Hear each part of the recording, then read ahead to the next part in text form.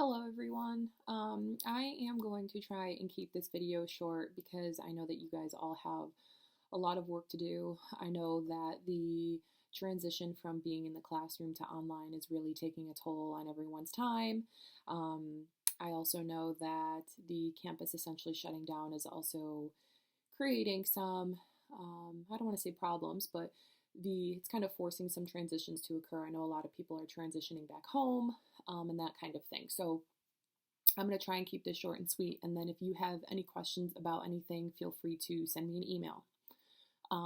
So just to jump right in, for Unit 3, this is the unit you should have just completed. And you learned about rehabilitation counselors and career counselors.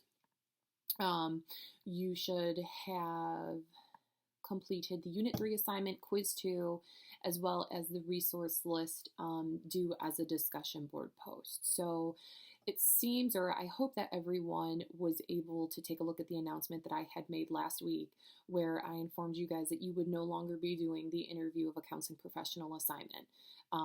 It just doesn't seem logical with everything that's going on, as well as, the current climate with the coronavirus. So I did create an alternative assignment for that. So please take a look. The deadline is going to be the same for that as it was the interview of a counseling professional, which is, I believe, the last unit. That is correct, yep. So that paper will be due in the conclusion unit, which will be, the deadline is by May 8th. So you'll have a little bit of time from right now to get that done. You will not be interviewing anyone. However, you will be just doing a little bit of research and that kind of thing. I did have one student reach out to me and tell me that she was able to organize a video interview with a counseling professional, and if that's something that you can do, that's incredible.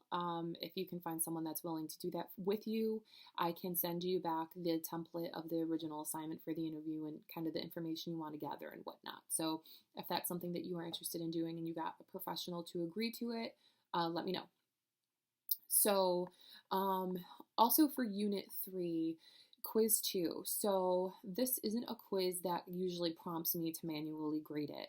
However, I do know that there are a couple of responses that are multiple choice or multiple answer that it's not giving you any credit if you miss one or two. So what I am going to do is I'm going to go through and manually grade Quiz 2 as well, just for anyone that might be kind of panicking that didn't do as well because that kind of situation applied to them to where they got 0 points even if they answered part of the question correctly. So I will be going ahead and taking a look at Unit 2, or Quiz 2, excuse me.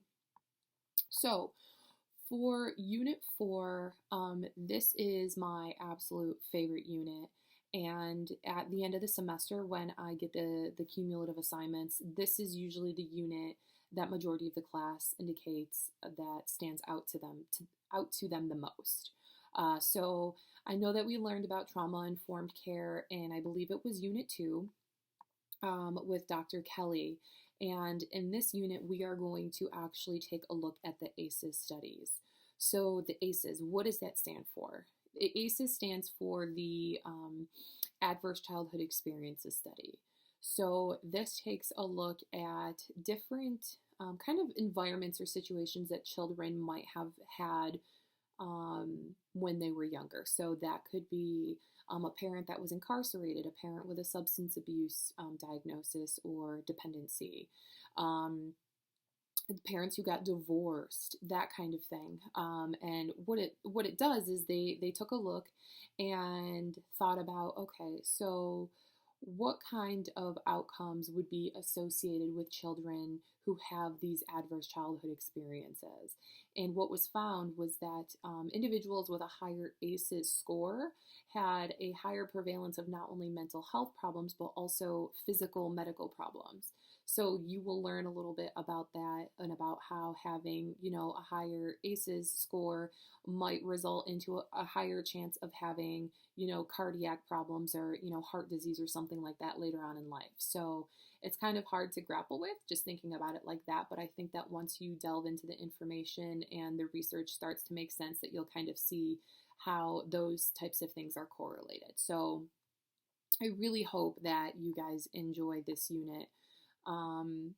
You primarily are going to be learning about child and adolescent counselors and marriage and family counselors in the Halkowski text.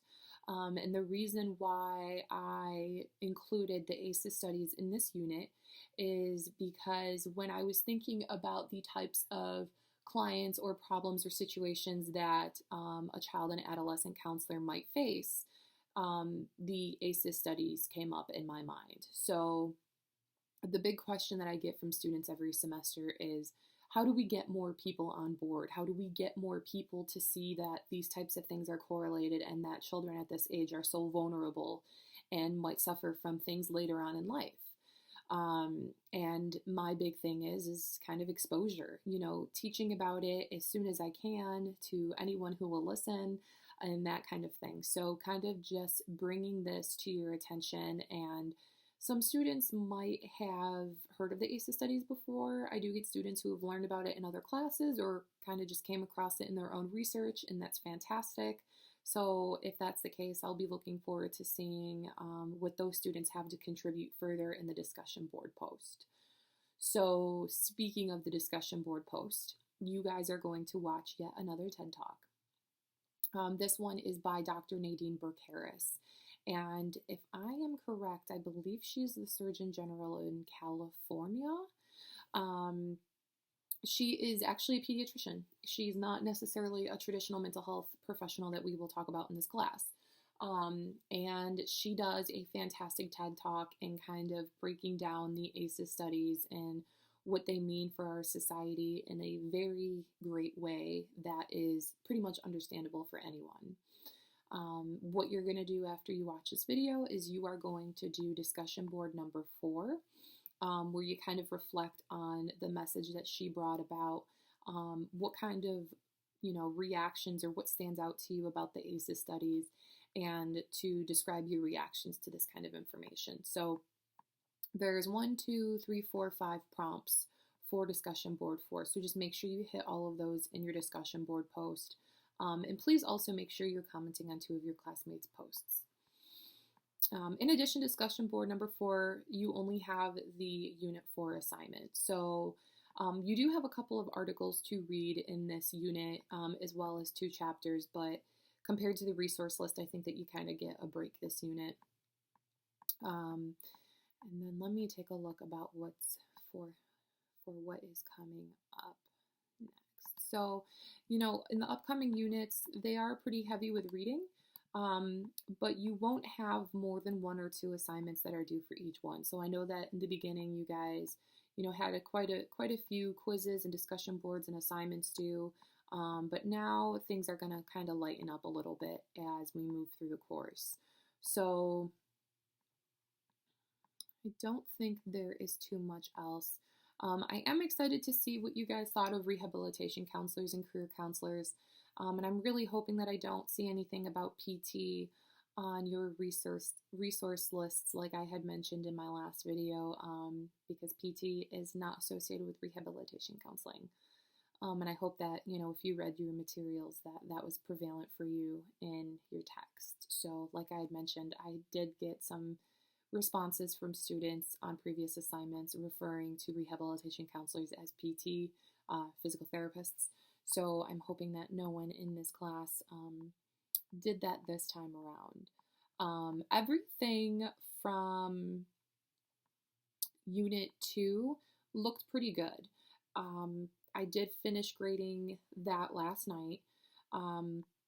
Some students really seem to continue having a hard time with really getting into the assignment and providing insight and detail and whatnot. If you find yourself having trouble with that, please reach out to me.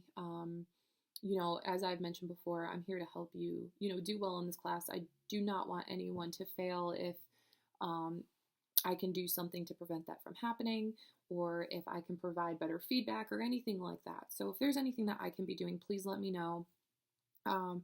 And with that, just a reminder, if you do have any concerns about your assignments in this class, please approach me in a way that is professional. As professors and, instructors at UB, it is our responsibility to make sure that students that are graduating do so with a sense of professionalism. So if you have any kinds of disagreements or problems or anything, whether it be to me in an email or to another student in a discussion board, let's make sure that we're being respectful, and we're offering the space for someone else to respond to our concerns and do so in a way that is conducive. So again, if you have any questions or any concerns, please feel free to email me. But I think that that is it for this unit video. Everyone, please take care of yourselves. Please stay healthy. Safe travels if you are, relocating back to home. And if there's anything that I can do to make this transition smoother for you, please, please, please reach out to me and let me know. Okay? All right, take care.